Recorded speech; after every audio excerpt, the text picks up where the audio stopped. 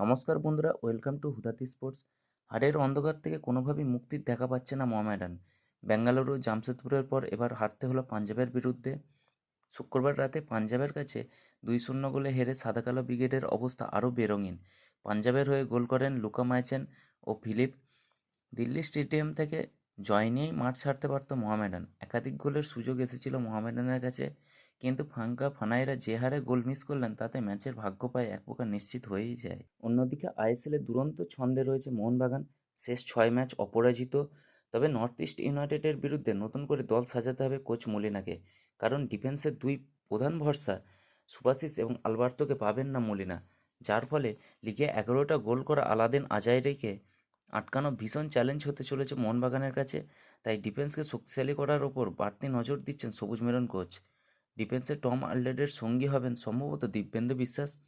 দুই প্রান্তে আশিস রায় এবং আশিক কুরুনিয়ানের খেলার সম্ভাবনাটাই বেশি।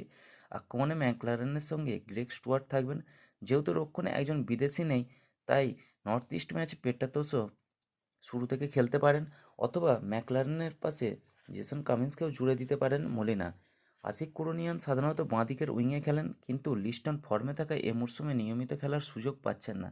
সুভাশিসের তাকে প্রথম একাদশে ফেরার সুযোগ করে দিয়েছে। নতুন ভূমিকা নিয়ে আশিক বলেছেন, বেঙ্গালুরুতে থাকার সময় ওই পজিশনে খেলতাম বলে আমার অভিজ্ঞতা রয়েছে, তাই নতুন করে মানিয়ে নিতে অসুবিধা হবে না।